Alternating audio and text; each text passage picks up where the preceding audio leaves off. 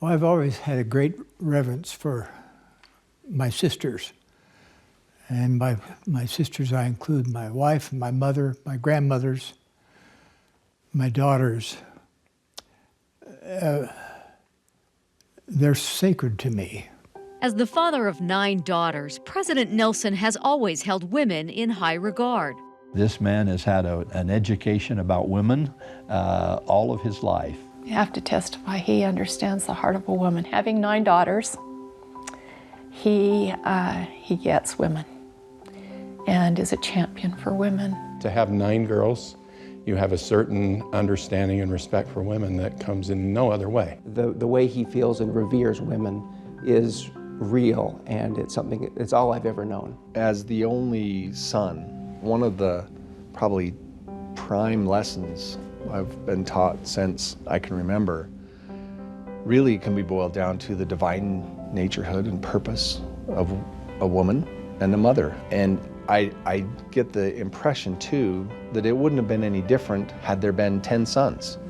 We would have all been taught the same thing, that there's nothing more sacred than the woman's role in the family and in the world, and it's very special. So special, President Nelson, the world-renowned heart surgeon, often spoke of motherhood as the career he wanted but couldn't have. People would ask him, why did you become a doctor?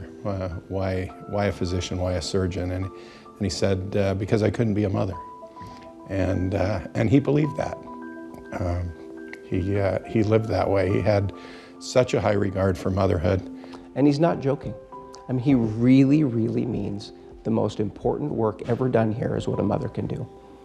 I remember when our little girls would get dressed up for Mother's Day. I would make sure that each one of them had a little corsage to wear. On Mother's Day, children. Why? Because I wanted them to realize how much I revere and respect womanhood. He sees the broader perspective of the role of women in the eternities. He understands them as true partners. He understands what they can bring to the table in terms of their talent and their perspective. And in all of the experiences that I've had with this man over decades, I have never once heard him say anything that I wouldn't think would be extremely complimentary to my wonderful sisters in the gospel or any place else in the world.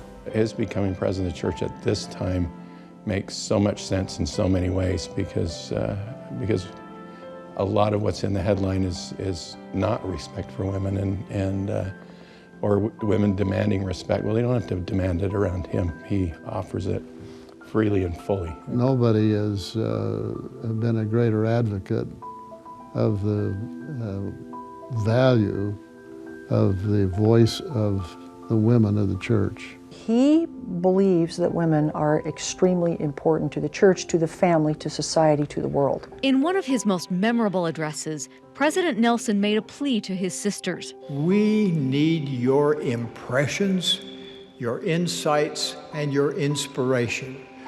We need you to speak up and speak out in ward and state councils. We need each married sister to speak as a contributing and full partner as you unite with your husband in governing your family. I felt like that was a landmark address. Months before he gave that address, he consulted Linda K. Burton, who was then the Relief Society General President. He read me every word of his conference talk, and I just sat there and wept. I wept knowing that this was what was needed for the sisters of the church. And he gave me a draft, and he says, I'd like you to think some more about this and get back to me if there's something that I need to change in this. I would like your input. I just was so touched by that he would take the time to include me in that and ask for feedback, and that he had thought so deeply about that and so wanted to be appropriate with the sisters of the church. Married or single, you sisters possess distinctive capabilities and special intuition you have received as gifts from God. I'm convinced that the women are responsible for tomorrow. They're teaching their children the values They're teaching them to be honest. They're teaching them not to hit each other and not to quarrel over whose air they're breathing and so on. So I'm so grateful that many, many women have felt empowered or enabled by what little I said there in that conference meeting. I hope they'll improve upon what I said.